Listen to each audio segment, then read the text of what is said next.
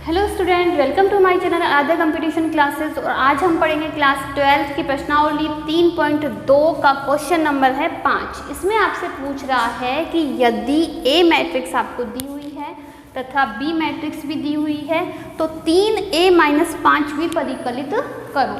तो देखिए हमको क्या निकालना है, इसमें 3a-5 भी निकालना है। तो या तो दो तरीके हैं, आप डायरेक्ट क्या करो 3 इंटू ए मैट्रिक्स -5 इंटू बी मैट्रिक्स, यानी इनका गुणा और ये जो माइनस है एक साथ भी कर सकते हो, या फिर गलती होने के चांस कम हो तो इसके लिए आप पहले 3a और 5b का मान निकाल सकते हो, फिर बाद में उनका सब्ट्रैक्शन भी कर सकते हो। तो देखिए हम इसी टाइप से करेंगे। पहले हम 3a निकालते हैं, 3a यानी 3 इंटू ए, ये क्या है अदिश गुणन है, अदिश गुणन। अदिश गुणन में क्या होता है कि मैट्रिक्स के सभी अवयव जो भी बाहर उसके एक कांस्टेंट मान जो भी होता है उससे संगत अवयव सारे के सारे गुणा हो जाते हैं। मतलब सभी अवयव जो भी उसके बाहर मैट्रिक्स के एक एलिमेंट होता है उससे सभी के सभी गुणा हो जाते हैं। जैसे कि मैट्रिक्स के बाहर है 3, अंदर क्या है 2/3 है, 1 है, 5/3 है, 1/3, 2/3, 4/3, 7/3, 2/3। ये अपने पास ए मैट्रिक्स का मान दिया हुआ है। तो 3 इंटू ए, तो 3 लिख दिया, फिर ए मैट्रिक्स का मान लिख दिया। अब देखिए, अब इस 3 से जब हम गुणा करेंगे तो इस मैट्रिक्स के सारे अवयव इससे गुणा हो जाएंगे। कैसे कि 2/3 गुणा 3, ये तो प्रथम अवयव, इसका गुणा कर दिया हमने।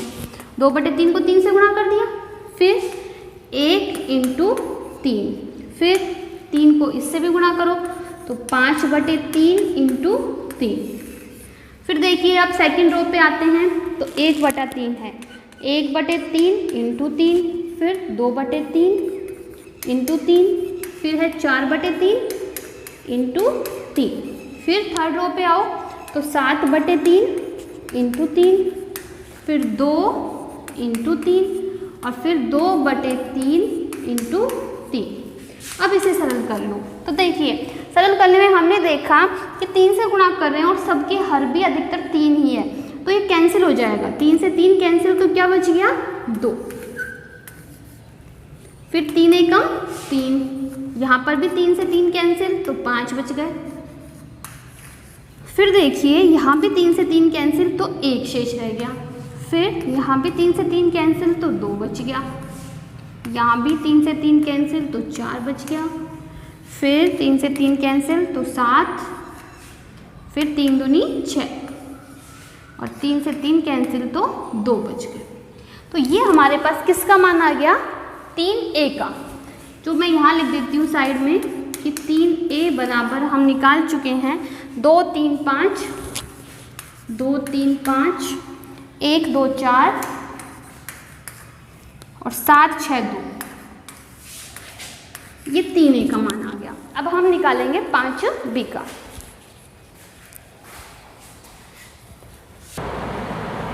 अब निकालते हैं हम 5b का मान। तो देखिए 5b, तो 5 into B matrix, B matrix का मान है 2/5, 3/5, 1/5, 2/5, 4/5 और 7/5, 6/5 और 2/5। तो अब देखिए इस मैट्रिक्स को हमको 5 से गुणा करना है, तो इसके सारे एलिमेंट्स को 5 से गुणा कर दो। तो देखिए 2/5 गुणा 5, फिर 3/5 गुणा 5, फिर 1 इंटू 5, फिर देखिए 1/5 इंटू 5, फिर 2/5 इंटू 5, फिर 4/5 इंटू 5, फिर 7/5 इंटू 5, 6/5 इंटू 5 और 2/5 इंटू 5। अब देखिए अब इसको सरल कर लेंगे, तो सरल करने पर क्या मिलता है हमको, ये 5 से 5 कैंसिल हो गए तो बच जाएंगे 2, फिर 5 से 5 कैंसिल तो 3, 5 एकम 5, फिर देखिए ये 5 से 5 कैंसिल तो 1 बच गया, फिर 5 से 5 कैंसिल तो 2 बच गए, फिर 5 से 5 कैंसिल 4 बच गए, यहाँ पर भी कैंसिल तो 7, ये भी कैंसिल तो 6 और फिर यहाँ पर 2। अब देखिए ये जो मान आया है ये आया है हमारे पास 5b का, तो हम यहाँ लिख देते हैं साइड में 5b बराबर क्या मान आ गया 2 3 5, फिर 1 2 4 और 7 6 2, सेम वही मान आया है जो 3a का था। अब हमको निकालना क्या है 3a माइनस 5b।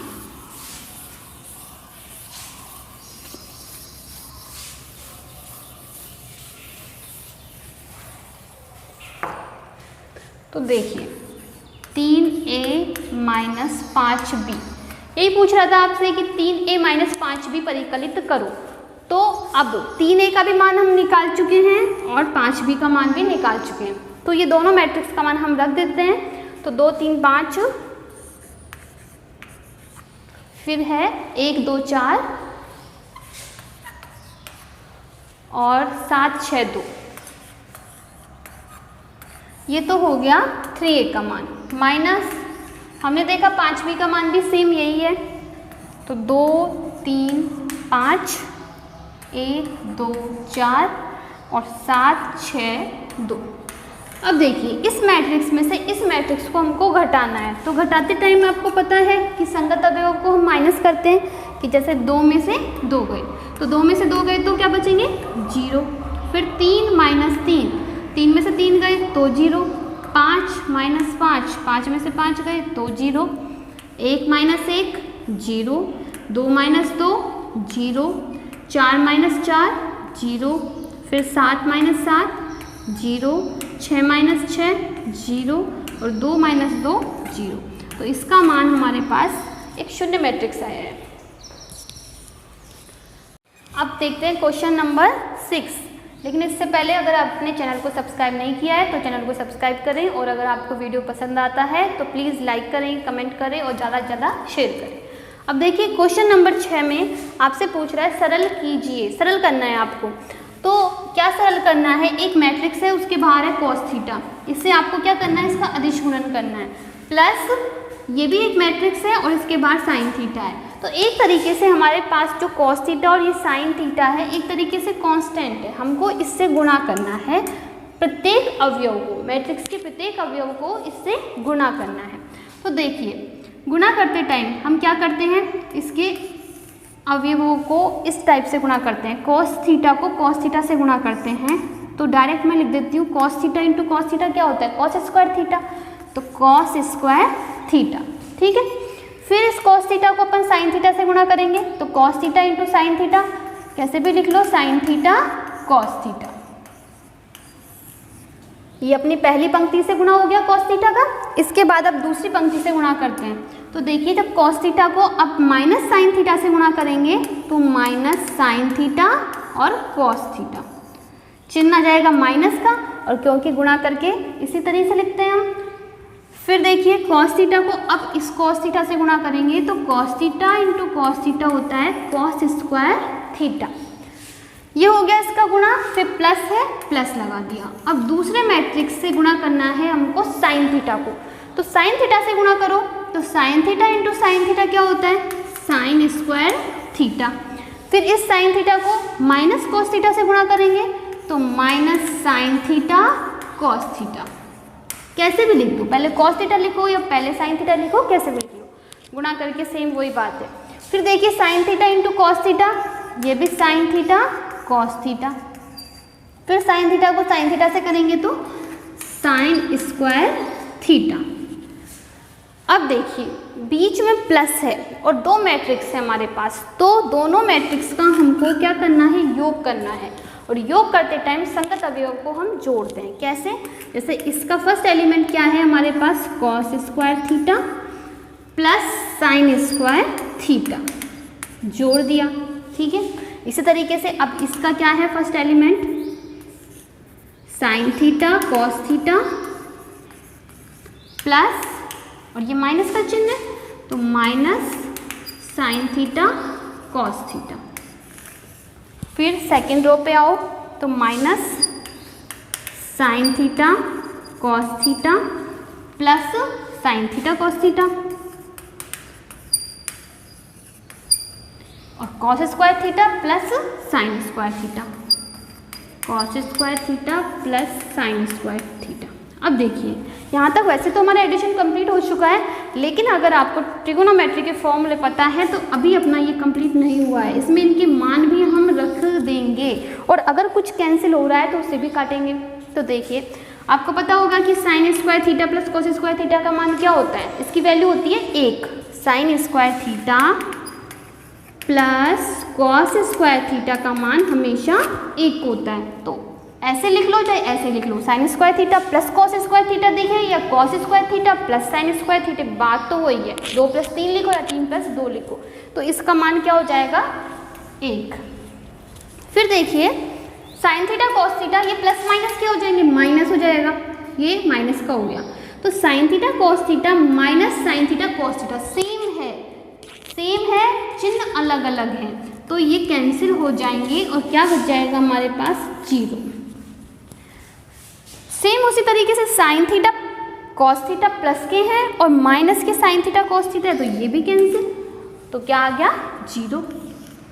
और यहाँ पर भी sign square theta plus cos square theta का मान क्या हो गया 1 हो गया। ठीक है, तो यही अपना आंसर हो जाएगा इसका।